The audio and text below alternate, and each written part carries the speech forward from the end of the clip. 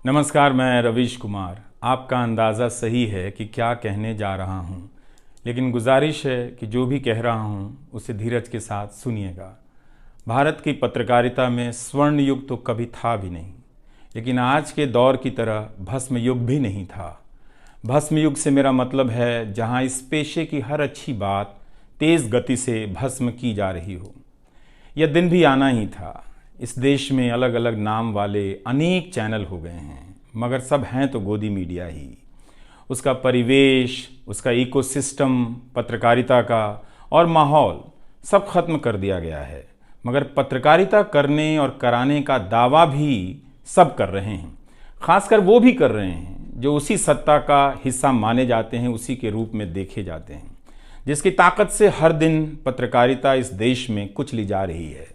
जब वो कहे कि वह उच्च स्तरीय पत्रकारिता करना चाहता है, तब ऐसा दावा करने वालों को ज़रा संदेह की निगाह से देखिए।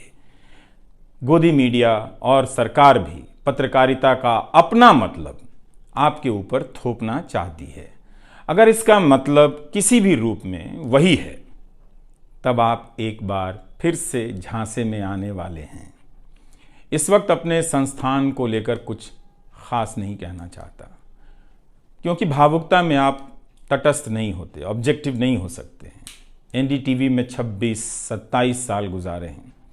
इतनी लंबी यात्रा के अपने उतार चढ़ाव भी हैं। अनेक साथी, वरिष्ठ, कनिष्ठ सब शामिल हैं। कितने लोगों ने साथ दिया है। इन अनुभवों के बारे में कभी भी वस्तुनिष्ठ तरीके से नहीं बोला जा सकता, और आज के दिन तो बिल्कुल नहीं, क्योंकि कई बार तथ्यों के साथ भावनाएं मिल जाती हैं और भावनाओं के तूफान में बहुत सारे तथ्य छूट जाते हैं। बेहतर है कि इसे संक्षिप्त ही रहने दिया जाए। जो आदरणीय शख्स हैं उन्हें मैं याद कर ही रहा हूँ। काफ़ी सारी शानदार यादें हैं एनडीटीवी में, अब दोस्तों के बीच सुनने सुनाने के काम आएंगी। आज के दिन किसी एक व्यक्ति का नाम लेना मुश्किल हो रहा है, तब जब आपके पेशेवर जीवन में अनेक लोगों का हाथ हो। कैसे एक का नाम ले सकते हैं? मैं जानता हूं कि पूर्व सहयोगी, मौजूदा सहयोगी सब मुझ में अपना हिस्सा देखते हैं, और वो सही भी है। मुझे सभी से कुछ ना कुछ मिला है। मैं सबका ही आभारी हूं। इसलिए एक का जिक्र कर बाकी को छोड़कर आप न्याय नहीं कर सकते, खासकर ऐसे दिन। वैसे भी इस वक्त तो हर चेहरा ही अच्छा नज़र आ रहा है, क्योंकि सबने मेरे अनुभवों को, मेरे जीवन को समृद्ध किया है। बेटी विदा होती है तो वो दूर तक पीछे मुड़कर मायके को देखती रहती है। मैं इसी स्थिति में हूँ। अभी मुड़कर देख लेने दीजिए, फिर कभी विस्तार से एनडीटीवी की बात करूँगा, लोगों के बारे में और एनडीटीवी के बारे में, डॉक्टर रॉय, राधिका रॉय के बारे में भी। मैं कई लोगों की प्रतिक्रियाएं पढ़ रहा था। बहुत सी बातें तो मुझे आज ही पता चली। हैरानी हुई कि हर किसी के पास एनडीटीवी का एक अलग ही किस्सा है। वाकई उन 27 वर्षों के बारे में ठहर कर और संभल कर बात करने की ज़रूरत है। एनडीटीवी ने एक चीज़ सिखाई कि टीवी में और टीवी का एक ही मतलब होता है, टीम। एंकरों के स्टार बनाए जाने के बाद यह धारणा टूट गई, मगर आज भी टीवी के बुनियाद में यही है कि जितनी अच्छी टीम होगी उतना अच्छा काम होगा। अभी इस बात को यहीं रहने देता हूँ, कभी किसी और वक्त के लिए, तब जब आप भावुक ना हों, तब जब मैं भावुक ना हूँ कि एनडीटीवी छूट रहा है। अगस्त 1996 में एनडीटीवी से औपचारिक रूप से जुड़ा था। अगस्त 1996 में ट्रांसलेटर के रूप में, अनुवादक के रूप में। लेकिन उसके पहले कई महीनों तक मैं यहाँ चिट्ठियाँ छांटता रहा। बोरे में चिट्ठियाँ आती थीं और मेरे पास रख दी जाती थीं। तब दर्शक पोस्ट बॉक्स में चिट्ठियाँ भेजा करते थे। देश भर से दर्शक अपने हाथों से अलग अलग कार्यक्रमों के एंकरों को लिखा करते थे। इन्हें पढ़ते हुए मैंने टीवी के कार्यक्रमों के आसपास दर्शकों को बनता देख रहा था। मेरा काम था उनकी बारीक नज़र से लिखी गई चिट्ठियों पर रिपोर्ट बनाना और एंकरों या कार्यक्रम के प्रोड्यूसर को सौंप देना। दिहाड़ी का काम था, उसी के हिसाब से मजदूरी मिलती थी, पैसे मिलते थे। मेरी ज़िंदगी में यह काम आज भी जारी है। आज भी आप मुझे सैकड़ों की संख्या में मैसेज लिखते हैं, हाथ से लिखी चिट्ठियां भी आती हैं, बहुत अच्छी लिखावट में। मैं ज़्यादातर मैसेज पढ़ता भी हूँ और सभी के नहीं तो बहुतों के जवाब देने की कोशिश करता हूँ। कई बार तो अपनी निराशा भी आपसे साझा कर देता हूँ। मैं आपके बीच आकर अपने मन का भाव नहीं छिपाता, क्योंकि मैं आपके बीच बताने के लिए आता हूँ। अगर खुद को ही छिपाने लगा तो वो पूरा बताना नहीं होता है। मुझे तो लगता है कि कई हजार दर्शकों के पास मेरे लिखे हुए जवाब होंगे। उंगलियों में दर्द रहने के कारण इन दिनों जवाब देना कम कर दिया है। तो एक तरह से जिन चिट्ठियों से एनडीटीवी में मेरी शुरुआत होती है, उनका आना जाना आज भी जारी है, आज तक जारी था। वो काम आगे भी जारी रहेगा, लेकिन इतने सारे सुझावों, जवाबों, अपेक्षाओं, शिकायतों और डांट के बीच सोना, जागना और जीना मुझे आपके हवाले करता चला गया। मैं खुद के पास तो रहा ही नहीं, आपके बीच गया तो घर ही नहीं लौटा। शायद अब कुछ वक्त मिलेगा खुद के साथ रहने का। आज की शाम एक ऐसी शाम है जहां चिड़िया को उसका घोंसला नज़र नहीं आ रहा, क्योंकि कोई और उसका घोंसला ले गया है, मगर उसके सामने थक जाने तक एक खुला आसमान ज़रूर नज़र आ रहा है। तो खैर, उसके बाद अनुवादक बना और कई पत्रकारों की रिपोर्ट का अंग्रेजी से हिंदी में अनुवाद करता रहा। इसके बाद मैं रिपोर्टर बन गया और फिर मेरी दैनिक रिपोर्ट की अलग यात्रा शुरू होती है। रवीश की रिपोर्ट से काफ़ी कुछ सीखने को मिला। तो इस तरह से ये एनडीटीवी में ही संभव हुआ कि एक चिट्ठी छांटने वाला इसके एक चैनल का ग्रुप एडिटर समूह संपादक बनता है और आज उसे छोड़ रहा है, इस्तीफा दे रहा है। बहुत बड़ी बड़ी शक्तियाँ पीछे खड़ी हैं इस एक पत्रकार के पीछे। तो स्वाभाविक है कि ये नौबत आनी थी, इसका अंदाज़ा मुझे पहले भी था। लेकिन जिस दिन आता है उस दिन अच्छा तो नहीं लगता है। लेकिन मैं आपसे यह भी कहना चाहता हूँ कि जब भी मेरे बारे में मूल्यांकन करें, इस बात की सहानुभूति मुझसे ना रखें कि मैं चिट्ठी छांटता था। मैं उनकी तरह नहीं हूँ कि अचानक चाय बेचने की बात करने लग गया। उतर रहा हूँ जहाज से, बात कर रहा हूँ चाय बेचने की। सहानुभूति के लिए या फिर अपने संघर्ष को महान बताने के लिए मैं ऐसा नहीं करना चाहता। इस देश में हर किसी का संघर्ष ही पहाड़ चढ़ने के जैसा है। आप एम्स के बाहर मरीज जो खड़े हैं, उनके परिजन जो खड़े हैं, उनसे मिल लीजिए। आपको पता चल जाएगा कि उनकी चुनौतियां कितनी बड़ी हैं और आपका दुख कितना कम है, छोटा है। लेकिन आज के दिन मैं आप सभी के बीच दर्शकों की बात करना चाहता हूं। इस दौर में कुर्सी पर बैठे किरदारों को टूटते हुए देखा, सबने देखा। संस्थाओं को भस्म होते देखा, आपने देखा। नफरती तूफान में लोगों को भटकते देखा, मगर मैंने इसी दौर में एक नई संस्था भी बनते देखी है। वह संस्था है जनता की संस्था, दर्शकों की संस्था। दर्शक ही अपने आप में इंस्टीट्यूशन बन जाते हैं। आप दर्शकों की संख्या भले कम है, मगर आप दर्शकों ने मिलकर जर्जर किए जा रहे इस लोकतंत्र में जनता नाम की संस्था का पौधा सूखने से बचा लिया। एनडीटीवी में मुझे जब भी अवसर मिला मैंने जान लगा दी। मैंने कभी उन अवसरों को अपने लिए नहीं देखा, बल्कि यही सोचा कि ये अवसर मुझे आप दर्शकों के लिए मिला है, इसलिए उन सभी अवसरों को आप दर्शकों की कहानियों से भरता चला गया और मैं आप दर्शकों का होता चला गया। आपका दावा मुझ पर बहुत बड़ा है, मैं जानता हूँ। आप मुझ पर बहुत दावा रखते हैं। मेरे आसपास आप दर्शकों की वजह से एक न्यूज़ रूम बन गया था, पब्लिक न्यूज़ रूम, जो दफ्तर के भीतर नहीं, आपके घरों में था, आपके दिमाग में था।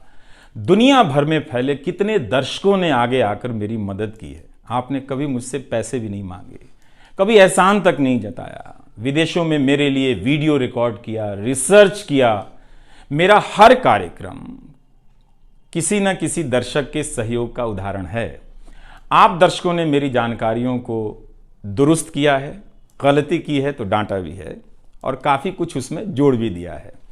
कई सारे एक्सपर्ट, कई सारे छात्र, कई सारे प्रवासी भारतीय, स्थानीय भारतीय दर्शक बनने के साथ साथ मेरा साथ दे रहे थे और पत्रकार भी बन रहे थे और इस पेशे के एक छोटे से द्वीप को बचा रहे थे। इस प्रक्रिया को बिखरते देखना, दर्शकों के बनने की प्रक्रिया को बिखरते देखना और फिर से बनते देखना बहुत सुखद अनुभव रहा। आप दर्शकों में से कईयों ने मेरे लिए अलग अलग भाषाओं से अनुवाद तक कर दिया। संसाधनों की हमेशा मेरे पास कमी रही, मगर आप सभी ने मिलकर पूरी कर दी, सिर्फ इसलिए कि प्राइम टाइम में जो भी जाए ठीक से जाए। वो मेरा नहीं, आपका प्राइम टाइम था। कभी खराब शो कर दिया तो आपने अपनी निराशा बताने में कोई संकोच नहीं की। आप वाकई लाजवाब हैं। दर्शक ही मेरे नियमित संपादक हैं, निरंतर संपादक हैं आप दर्शक मेरे। मैं अक्सर कहता हूं कि एक पेड़ में कई बारिशों का पानी होता है। आपके जैसे दर्शकों के होने में ही किसी रवीश कुमार का होना है। आप हर मौसम में बरसात बनकर आ जाते हैं, सूखते पेड़ों को हरा करने आ जाते हैं। आज आपकी बदौलत यूट्यूब पर, ट्विटर पर कितने ही पत्रकार खड़े हो गए। आप उन सभी के पीछे खड़े हैं। आज कई वेबसाइट हैं जिन्हें आप सब्सक्रिप्शन के बहाने आर्थिक मदद देते हैं। जब लोकतंत्र में एक भी संस्था नजर नहीं आ रही थी, अदालतें कमजोर नजर आ रही थी, आ रही हैं, आप दर्शक नजर आ रहे थे।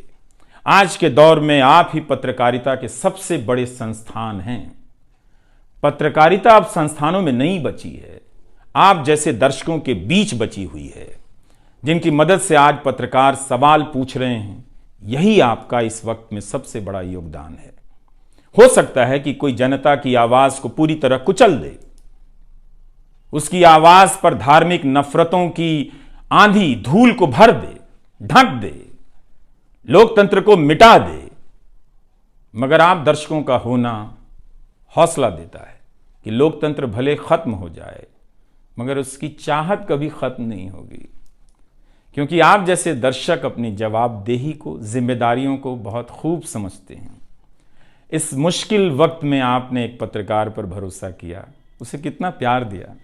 कई बुजुर्ग माओं ने मेरे बाल सहला दिए, गाल छू लिए, तो किसी ने मेरे गमले में गुलाब के फूल लगा दिए, किसी ने चने का सत्तू भेज दिया कि मेरी सेहत ना खराब हो, किसी ने शहद भेज दी, किसी ने धूप में खड़े देखा तो सर पर गमछा तान दिया और छाता खोल दिया, किसी ने जेब में कलम रख दी, महंगी कलम।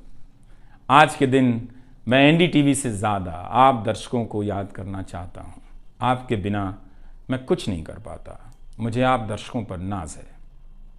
कई बार लगता है कि मैं संस्था का कम, आप दर्शकों का प्रतिनिधि ज़्यादा हूँ। मुझे काम करने की आज़ादी मिली संस्था में, निर्बाध आज़ादी, और उस आज़ादी को मैंने हमेशा संभाल कर रखा, क्योंकि आपकी तेज नज़र मुझ पर थी। खुद को काफ़ी संभाला कि कुछ गलती ना आ जाए, कुछ मुझसे चूक ना हो और मुझ में अहंकार ना आ जाए और बदले में आज़ादी चली जाए। मेरे आगे दुनिया बदलती रही, मगर टेस्ट मैच के खिलाड़ी की तरह पिच पर टिका रहा। पर अब किसी ने मैच ही ख़त्म कर दिया है, उसे T20 में बदल दिया है। जनता को चवन्नी समझने वाले जगत सेठ हर देश में हैं, इस देश में भी हैं।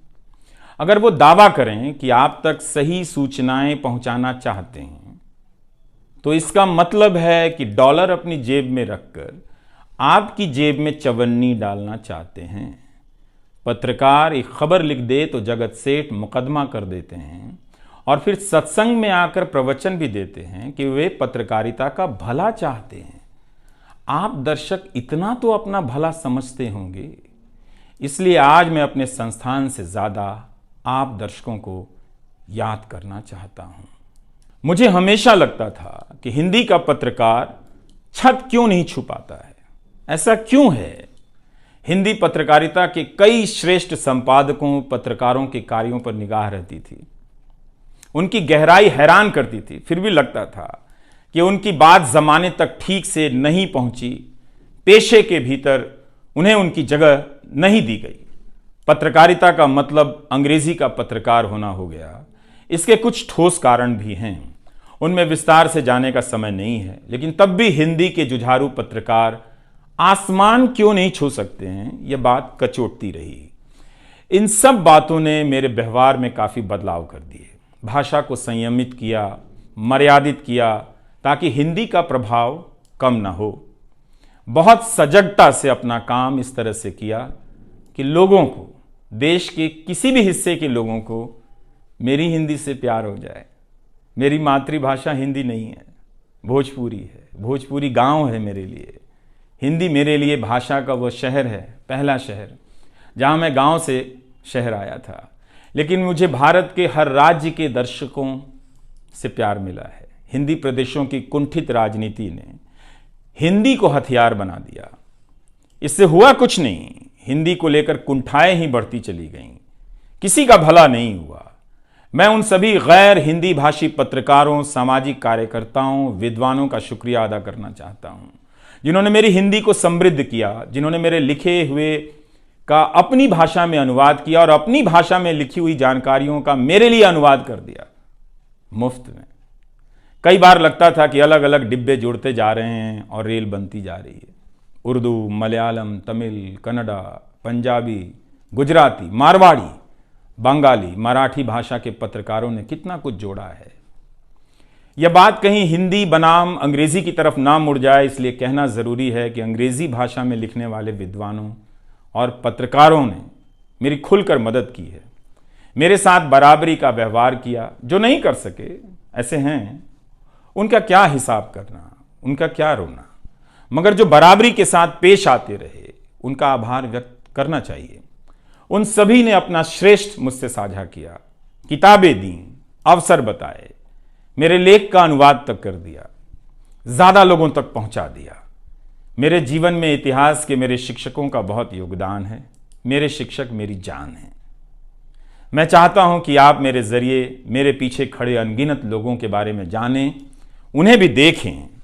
और दोस्तों को कौन भूल सकता है, बहुत अच्छे अच्छे दोस्त मिले, कम मिले लेकिन मिले। आप जनता के बीच जाने के तमाम अवसर मेरे लिए बहुत खास हैं। तमाम आंदोलनों को कवर करने गया, आपके बीच जाते ही जो चीज़ खास नज़र आती थी वो है एक पत्रकार के प्रति आपका विश्वास, आपकी समझ। आप लोगों से मैं घिर जाता था। आपके भीतर कितना कुछ बहने लग जाता था, जिसे एक राज्य को सुनना चाहिए, जिसे सुनाने के लिए पत्रकार से अच्छा कोई जरिया नहीं। मुझे आपके बीच आकर हमेशा लगा कि आप सरकार को कैसे देखते हैं, और मैं उस नजर से सरकार को देखने लगा। इसी का भरोसा है कि आपकी सक्रियता में ही भारत का लोकतंत्र धड़कता है। शाहीन बाग और किसान आंदोलन की जिद में मुझे सूरज की रोशनी दिखाई देती है। आपको जनता बनते हुए देखा है। मेरा विश्वास गहरा होता चला है कि तंत्र भले खत्म हो जाए, लेकिन जनता के बीच जन बचा हुआ है। एक दिन यही जन आज से बेहतर तंत्र बना लेगा। आज कुछ लोगों को यकीन हो गया है कि सारा तंत्र उनके कब्जे में है। अब जन का कोई मोल नहीं। मीडिया को खत्म कर विपक्ष और जनता को खत्म किया जा चुका है। ऐसा सही भी है, मगर यही शाश्वत नहीं है।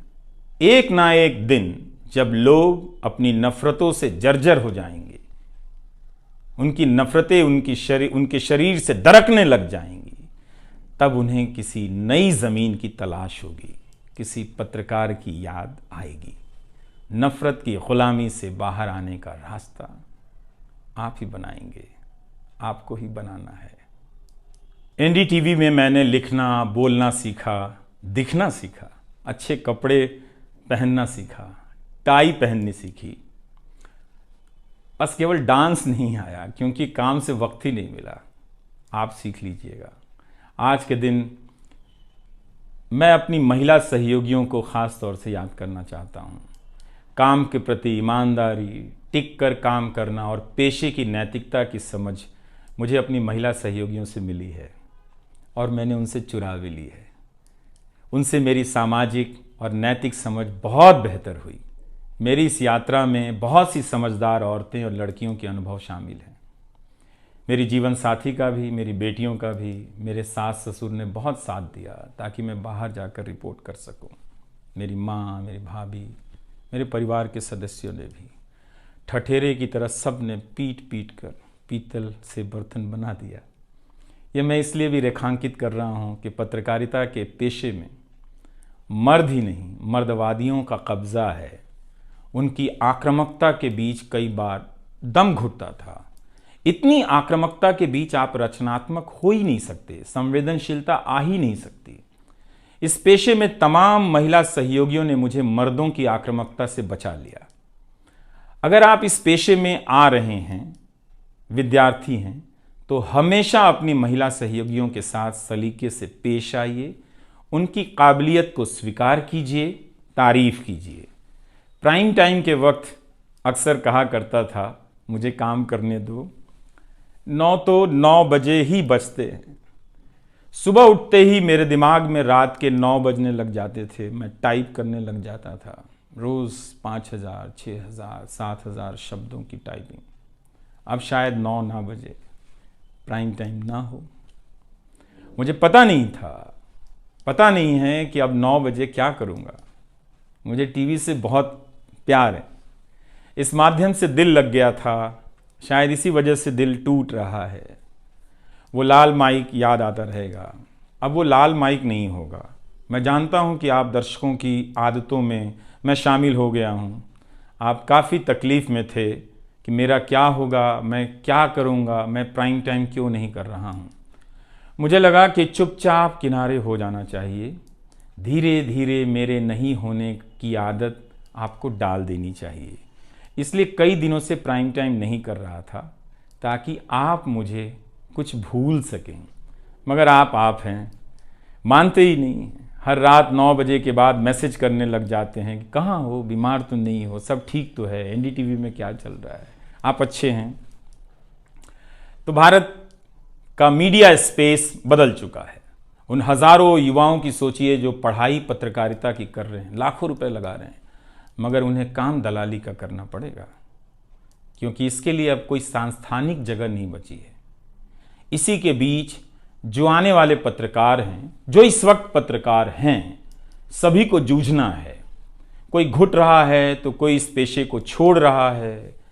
कई लोग कहते हैं कि नौकरी की मजबूरी के अलावा पत्रकार बनने की कोई दूसरी शर्त नजर नहीं आती, कोई उत्साह नहीं है। यहां तो जस्टिस तक कह रहे हैं कि जमानत देने पर जजों को टारगेट किए जाने का डर लगता है। जब जज को ही डर लगता है, तब फिर इस दौर में यह बोलना भी गुनाह है कि मुझे डर नहीं लगता है।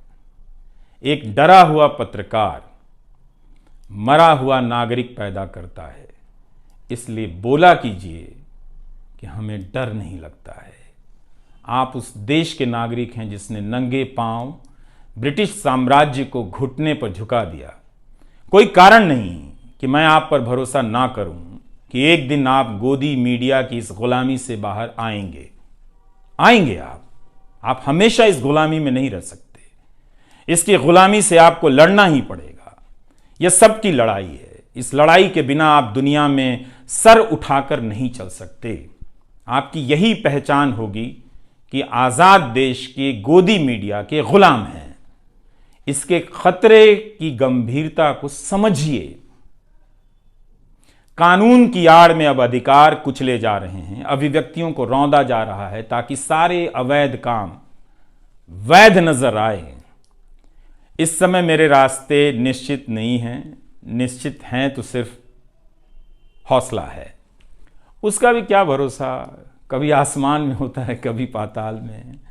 एक YouTube चैनल बनाया है रवीश कुमार ऑफिशियल, और फेसबुक पेज भी है रवीश का पेज।